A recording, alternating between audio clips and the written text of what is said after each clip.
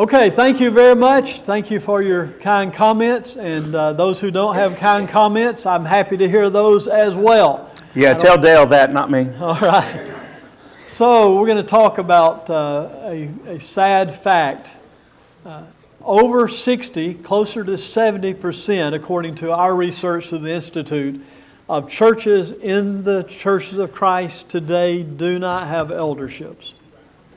If you ever have an eldership and you lose an eldership, it's a challenge to get one back. And the question comes up, why is it so hard to find additional elders? We're going to talk about that in this session. And how do you go about it? And what do you do to have good elders? And I want to tell you, part of the reason we have a hard time getting good elders is my fault. It's my generation's fault.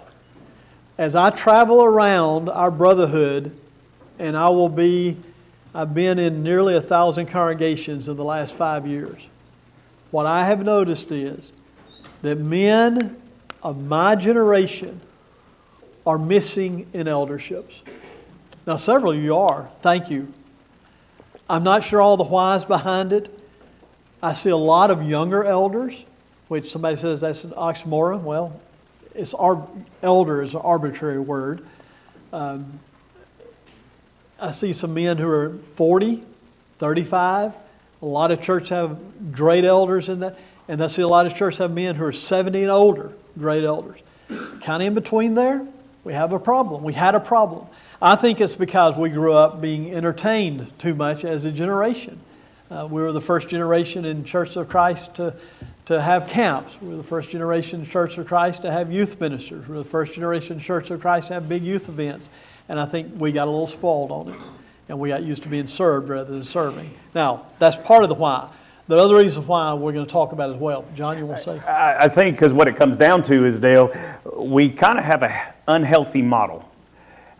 When I went back to work at the congregation I was at in Georgia, I was working at Faulkner and I started this doctorate degree, and they called back and said, hey, we want you to come back, help us rebuild. This was after COVID, and it had, like many congregations, it had gutted the congregation. And so I went back there to help, and one of the sections I was helping with was our young professionals, our young adults that were actually in my youth group back there, and I've seen them grown up. And I told them, I said, you are at this moment getting ready to be an elder. You're getting ready to be the deacons. You're getting ready to be the elders that are going to lead the church. And their eyes were just, don't know about that one. Because we train people to be preachers, and we tell them we want you to be a preacher, and we encourage those young men to be preachers. Do we encourage our young men to be deacons and elders? And I think that's an unhealthy model. You don't start, as I said earlier, in your 40s, 50s, and 60s.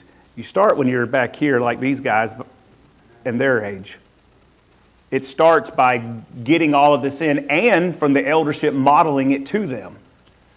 Okay, so I want to start not with our 10 points, but what we're going to talk about is some healthy methods in adding elders. This is, how do shepherds find more shepherds? How do you do it? That's what we're going to talk about.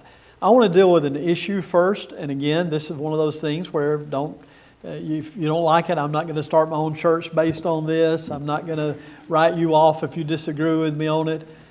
But one of the biggest challenges is we sometimes teach that for a man to be an elder, he has to desire the office.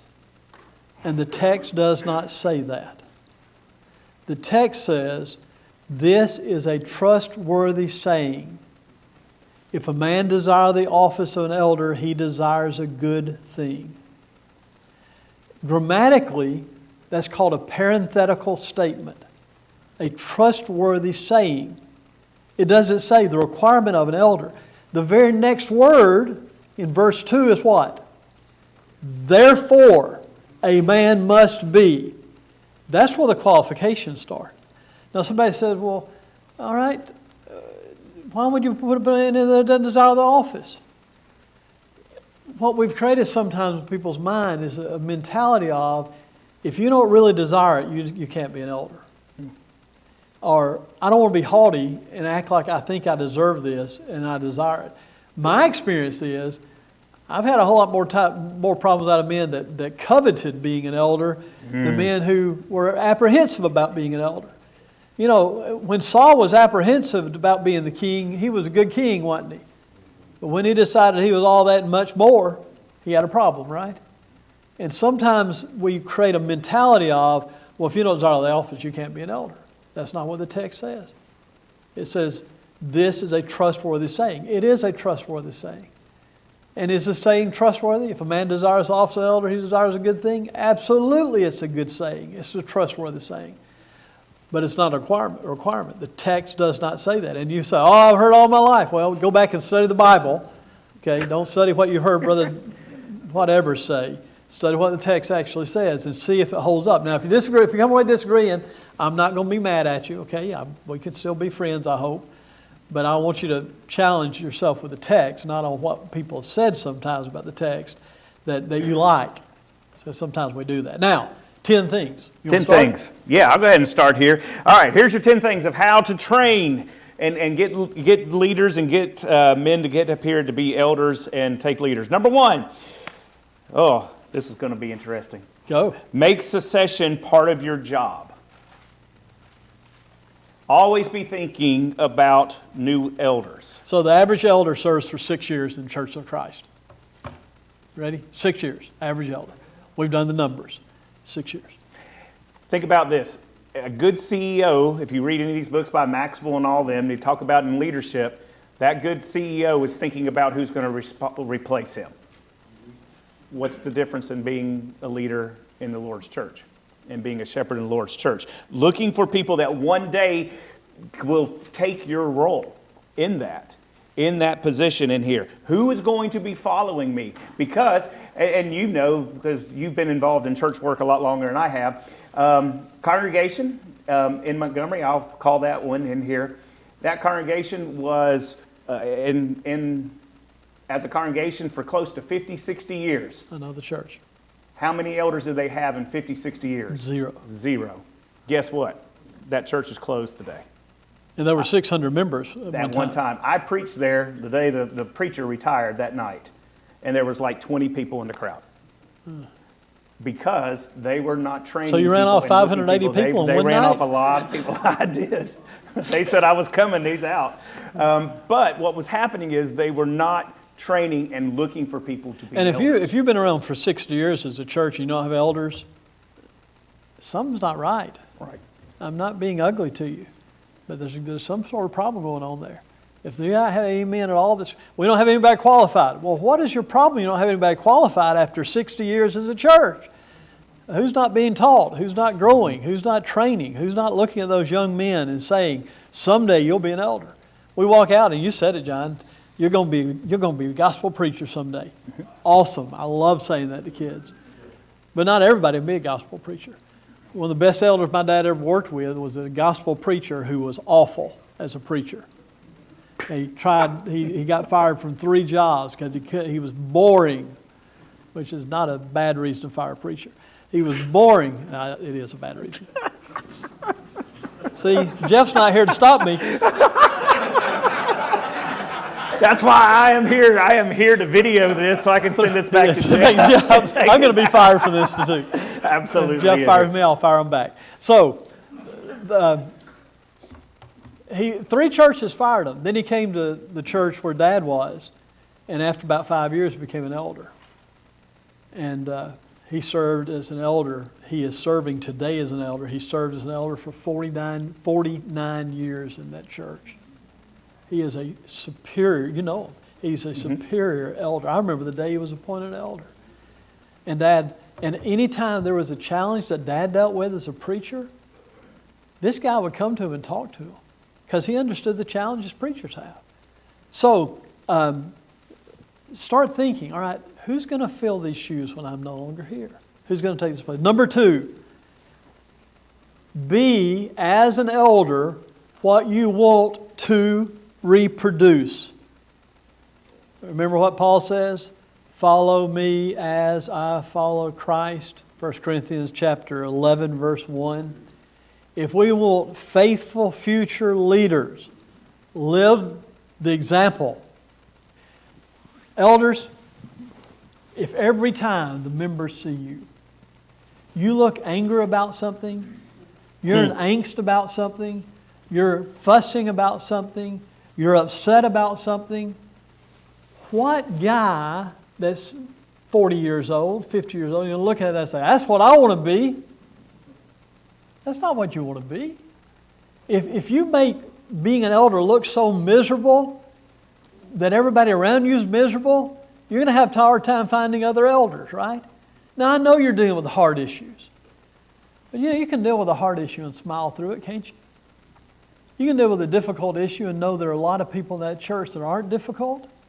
So work through those issues. Be what you want to reproduce. You know, you were sitting here saying, you just caught me something, you were saying 40, 50. I want to go younger than that with the young men, because, that's where I love focusing on the young people. People say, well, young people are not interested in these type of matters. That is not what research points out.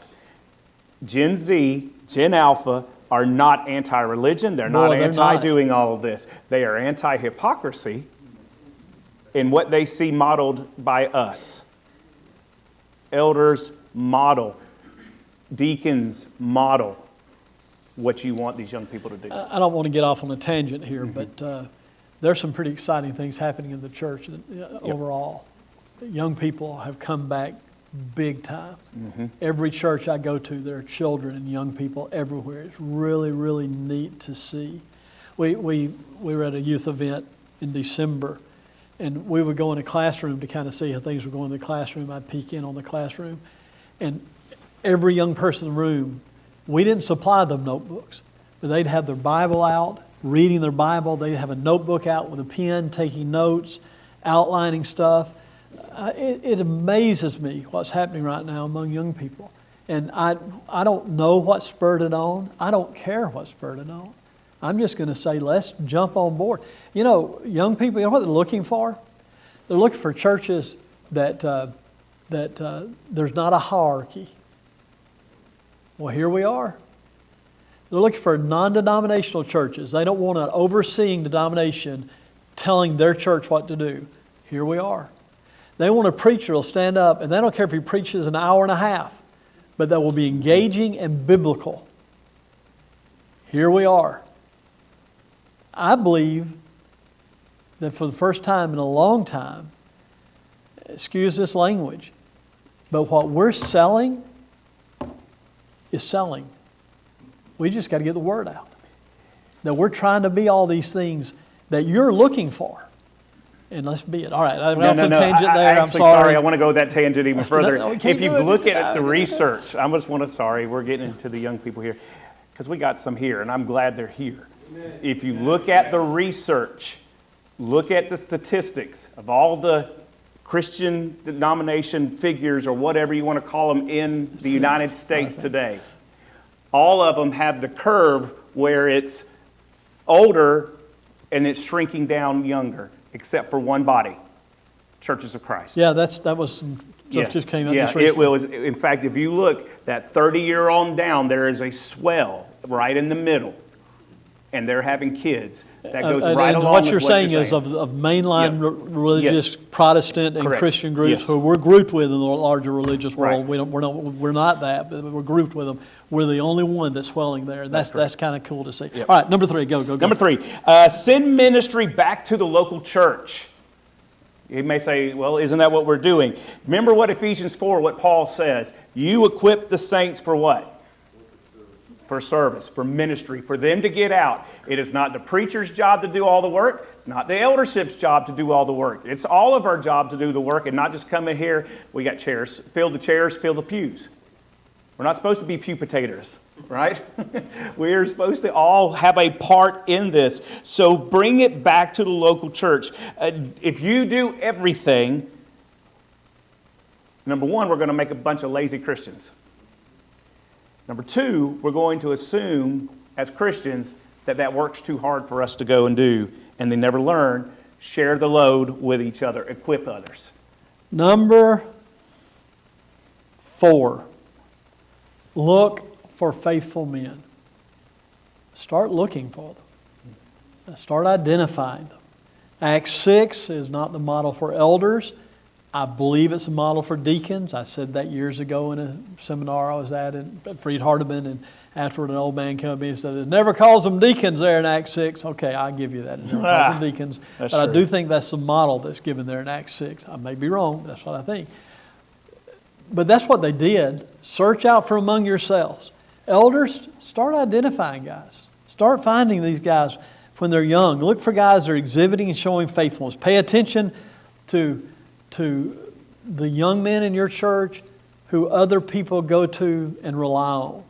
Listen to them when they lead prayers. Watch them when they teach a class. Put them in front of the congregation in roles and let them shine a little bit. Spend time with them. Listen to them. I took a young man to lunch. He was in his mid-40s, and he had a little bit of a problem with arrogance. And I said, Steve, you're such a good man. You need to be an elder. But a lot of people think you're arrogant. And he said, I have a challenge with that. And I said, to be an elder, you can't be arrogant. I said, I can't show you the text, but you can't be arrogant. That'll kill you as an elder. I said, you need to work on that. And he said, could we get together every other week for breakfast and pray about this thing? And we did. So what would be the harm in going to a younger man in your congregation and saying, we need you as an elder. You need to grow in this area. Can I help you? Because I need you to be an elder someday in this church. I think it would honor them. Go ahead. No, I completely agree. And so it kind of goes to this fifth point here. We're going to go on the opposite end of this. He just said, look for faithful men. Number 5, lower the bar when you start thinking and training about them. What do I mean by this? Do I mean we're lowering the bar to the bottom of the ground? No, but don't wait until you desperately need elders to sit here and say, oh, we need to do something. We got a problem. Because if that happens, guess what? It's already too late. Yeah. And you've got another generation or so you're going to have to start training and teaching, and then we're left with congregations without elders. Some of this point is this too, though. We want our elders to be respected. I want our elders to be respected. God wants our elders to be respected. And sometimes in our members' minds, we raise elders to a level that then they think, I can never be that. Mm-hmm. And that's a dangerous thing. If you're an elder in this room and you don't sin, raise your hand. I dare you. I was really waiting to see if you were going to raise yours. Trust me. No, but I'm serious. Every elder is a sinner.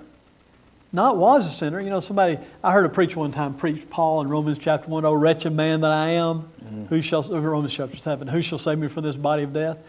And they said, Paul was talking about his life before he was a Christian. I went and checked the Greek. He's not. He's talking about his life then. He was an apostle and he was still a sinner. We got to let people know, when you become an elder, you don't become perfect. And what I've found in churches is, we're fine with that in theory until it affects us personally. We're fine knowing that every elder is a sinner until something they do affects me, and then we're not fine with it. We got in our churches, when I say lower the bar, I'm not saying lower the bar in Christian living, but I am saying let people understand that just because you're an elder doesn't mean you're perfect. Because if we do that, when we start looking for new elders, you know what we're going to look for? A perfect person. You know where we're going to find them? In heaven. In heaven. I mean, that's the only one that ever walked this earth. They're not out there. And so if we set that bar, that level of expectation up so high, we're gonna have a harder time finding elders. Now, I'm not saying lower the qualifications or anything like that. Don't get that impression. But I am saying be realistic about the fact that elders still struggle with sin in their life, and they have to work on it too. Number 6, right? Number 6, yeah. Is that me? That is you. 6? Yes, you're on 6. Invite men to spend time with you. Jesus appointed 12, the text says, I think it's in Mark, to be with Him. Spend one-on-one time with potential leaders. We've talked about that some already. With their families. over a meal in real life. Adopt them. Bring a few into your inner circle so they can see your shepherd. Mentor them. Mentorship 101. Create specific bonds in your church to help those men grow to be elders. I don't want to get ahead of ourselves here. I know some things I want to say about this, so we're going to come back to it. Number 7. Well, I want to say one thing real quick too. Isn't this Titus 2? Remember Titus 2 talks about older men doing what? Train younger men. Training younger men. We'll train younger men. Same thing for the women in there to train all this. This is a biblical principle that we're supposed to do. And mentorship, sitting there, and it builds. How many times have we heard, especially when youth ministry started, go back to the 80s and the 90s, we almost had 2 separate churches. We had the adults and we had the youth group. And guess what? We realized that was wrong. and that's not biblical. We have this intergenerational connection. There's only one way you're going to do that. Spend time with each other. That's the only way it takes place. Spend time with each other. Anyway. Let's move through 7 quick. We've 7. already covered that. All right, oh, okay. Number 7. Lead them towards shepherding. Lead them towards shepherding, encouraging men to see themselves as potential shepherds. And ask the hard question. Ask these questions. What in your life might be keeping you from it? It kind of goes back to that lowering the bar thing. Even if they're not elder material, they may have these. We may say they're not elder material, but they have that humility. They have that curiosity. They're available in here. Start with this and lead them toward wanting them to do this. Number 8, offer formal training. Offer training. There are a number of tools out there that can be used that can help in training men to be elders. There's a conference out in Oklahoma called Beside Still Waters. I think they had like 250 guys at it last year. It is designed for men who will become elders someday. Aubrey Johnson does a mentoring group every year where elderships send younger men who they think should be elders, and they meet once a month online. Jerry Barber does elder training workshops for churches. I'm thinking of a couple more. Freed Hardeman has just started a program for shepherds that is a peer type program. And they allow men who aren't elders but who have the potential to be elders to be in there. We do, through the Institute, the last Monday of each month, what we call Shepherd's Call. It's a 30-minute phone call. 30 minutes is all it is. It's really for elders only.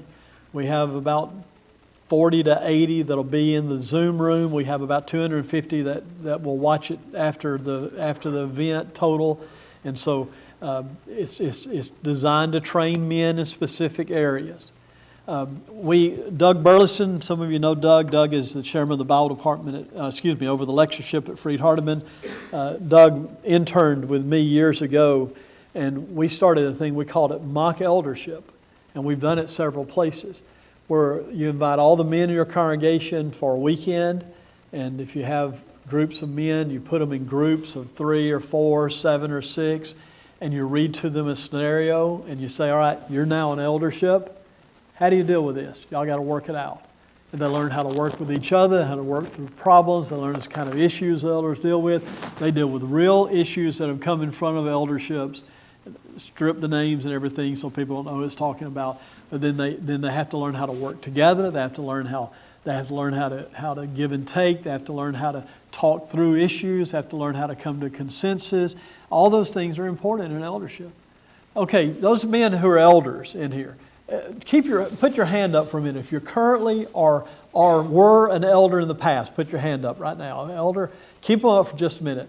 How many of you whose hand is up right now, before you became an elder, ever sat through an entire elders meeting? Oh, that went. Oh. Halfway. One halfway. 2. Okay. 3. Okay, we got 3. Most elders have never sat through an elders meeting prior to becoming an elder. Mm-hmm. And one of the reasons we have a challenge sometimes with having good elderships is because that guy comes in with no background, no knowledge of what's going on, and within about 3 months, he was selected to be an elder, oftentimes to help make some positive progress in the church. Within about 3 months, he's assimilated in, acting just like the previous elders acted. And if that goes on for 2 or 3 generations, you're not going to go anywhere. There's no reason to have an eldership. You just need one man. You don't need all the eldership because every elder thinks alike. I had an elder call me one time and say, I'm thinking of resigning because I feel different on this issue than the other elders do. I said, that's the main reason you should stay, is because you feel different about it. Because sometimes there's got to be the other voice in the room. We're going to talk about unanimous decisions tomorrow some in one of our sessions. But here's what I want to talk about right now, and it's we developed at the Spring Meadows congregation a role for deacon that we call the admin deacon. The admin deacon.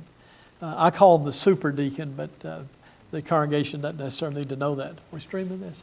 The admin deacon. We have 2 right now. And their job is they sit in the elders meeting, they take notes, they take the minutes of the elders meeting, and they serve as a liaison between the elders and the deacons. So if something comes up, the deacons need to deal with this guy goes to the deacons and talks to the deacons about it. He's an admin deacon. Now there's 2 things that happen. One, in that congregation that is so healthy, one thing that happens is that man sees what's going on in the eldership. Now, every once in a while, I mean like once every 6 months, he has to be dismissed because they got to deal with something that's private. That's pretty rare, if you know that. But for the most part, he knows how the elders make decisions. He sees them argue and disagree and thrash through things and give various opinions and decisions. And he sees how, and so when he becomes an elder someday, he's going to be prepared. The other thing it does is lets the elders see how he interacts with other people in that room and see his mentality and how he works with them. And that's pretty important too in putting together a group dynamic. So admin deacon has been a blessing to us. But figure out a way to bring some of those young men in and let them see kind of how you deal with some things in the eldership. You know, Dale and I have a very good friend that's part of a group we call the Iconic Three. The congregation that he works at had a challenge recently where man was appointed an elder, and because he hadn't had that experience in that, he was trying to do some things and push through some things and act in a way or whatever. He lasted 1 month as an elder. That's got to be the shortest term I've ever heard of being an elder, because he just thought, oh, this is how it's supposed to be, and everything else, and didn't have that. Yeah. We had a man last for 3 months. Well, there you go. And he just said, I couldn't handle the pressure. He said, I can't handle everybody's burdens. And he's a good man, still a member of that congregation and a dear friend, but he just couldn't handle it. All right, number 9. Number 9. Be generous with opportunities. Give men the chance to lead. And that comes from different things. That comes from teaching, from leading worship, counseling, problem solving, any of these things. The more real world life experience in the church that you can give them, the better prepared they are for eldership. And I'm going to also put something in here too. It helps them in their life, in their faithfulness. I grew up in Jacksonville, Florida. I don't remember how many people I grew up going to church with that were my age and a little bit older. Probably 30, 40 of us. There are 5 of us that are still faithful that still attend church today. I will tell you, one of my biggest things I point to of keeping me in the church and helping me along the way, I began leading singing at my home congregation when I was 15 on a consistent basis. Because it wasn't just something to do in the future. It was a part of it now. And being a part of the church now. Same thing goes, I think, for people training and aspiring and desiring this idea of being an elder, is give them opportunities to do it. John, the Wall Street Journal, which we all know is not exactly the godliest of organizations, did a study of leadership in churches about 25 years ago, 20 years ago, I guess. And they concluded that they were seeing people go back to large churches, and they're trying to figure out why they're doing it. And they said people will be a part of a church when they have meaningful work to do. That was their conclusion. Now, I don't think that's why you be a part of the church. You be a part of the church because that's where the saved people are, because Christ is the Savior of the body. That's the reason to be a part. But young adults are looking for somewhere to invest their talents and abilities. And as an eldership, you need to help them invest those talents. I know a church in another state, not in any of the Carolinas and not in Tennessee, where I live, but they have a man that's over their benevolence. I met a benevolent deacon over here a few minutes ago. They have a man over their benevolence. And this man is a bank president. And he's over benevolence for the church. And he's a bank president for a local bank in the town where he lives. And he has the authority from the board of the bank to, if you walked in and he liked the way you combed your hair,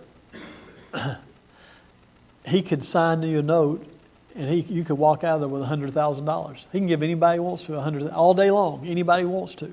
That's all he has to do is sign a piece of paper. They get $100,000. They don't have to have any collateral. He gets to make the decision. The elders told him when he became the deacon over benevolence, anytime you need to spend more than $100, call us first.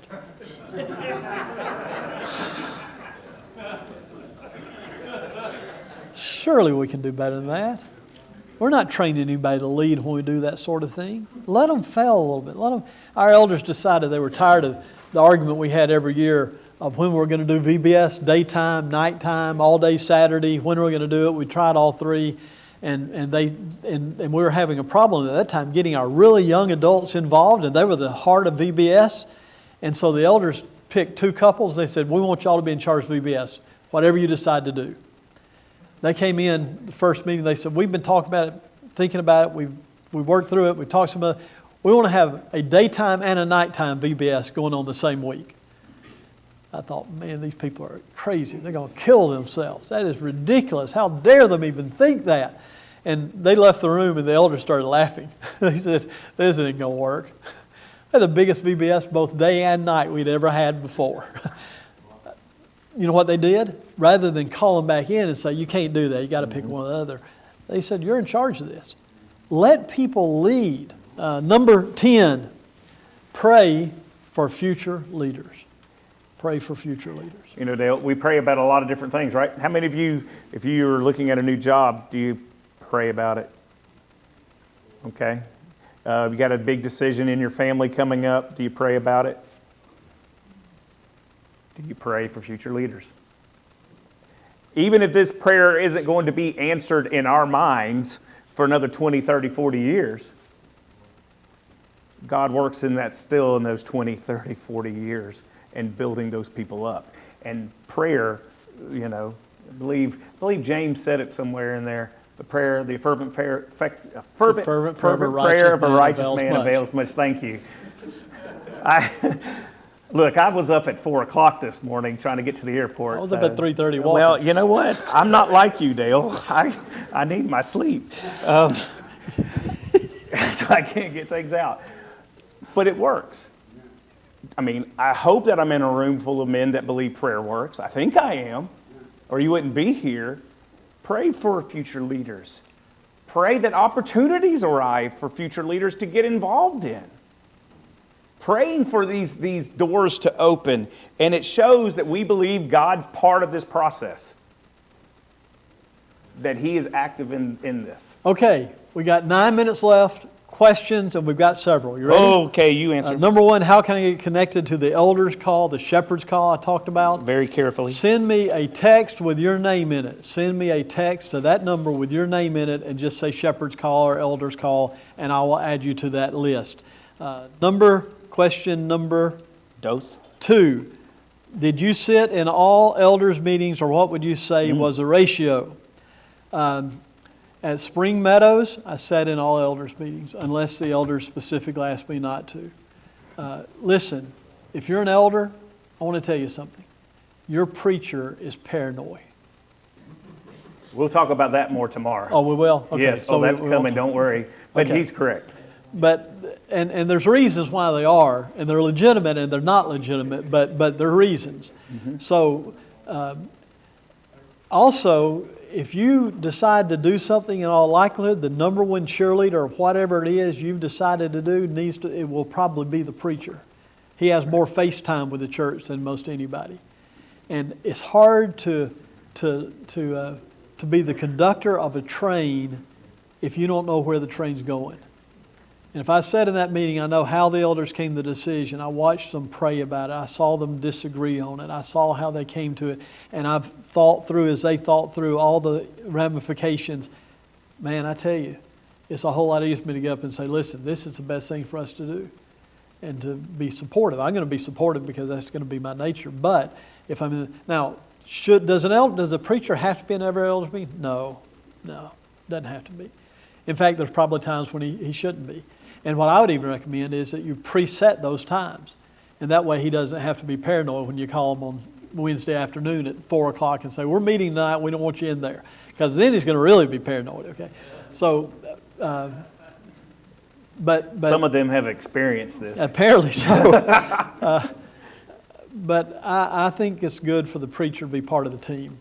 Now, he's not, I sat in elders meetings for 15, 16 years at Spring Meadows. And in that whole time, I was asked to vote one time. We had a rookie elder. And when it came time, he wanted to take a vote on a matter. And he went around the room, he asked everyone, he got to me, he said, what's your vote? I thought, I get to vote tonight. I said, I vote in favor of it, but it doesn't count. And he laughed and we went on. But you're not an elder. You're not a de facto elder. You're not over the elders. But I do think it's wise to have the preacher in the elders' meetings. Now, if you decide not to, I'm not going to start my own church on that theory. Comments on elder rotation. I think we'll talk about that tomorrow. If we don't, re-ask that question tomorrow and we'll make it one of our questions we answer. Let's see.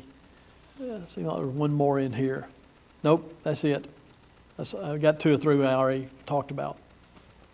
John, it is 5 minutes till 9.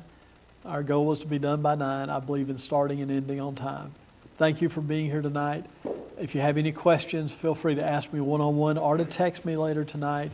I won't be ugly to you, and we can still be brethren. Trust me, on a youth weekend, Dale does this exact same thing, and he probably gets about 1,200 phone calls in 3 days. That first night, I get about that many text or whatever. Yeah. So when you stand up in front of 14,000 young people and give out your phone number, and a lot of our 9th grade boys, you get a lot of interesting texts. Trust me, a lot of interesting texts.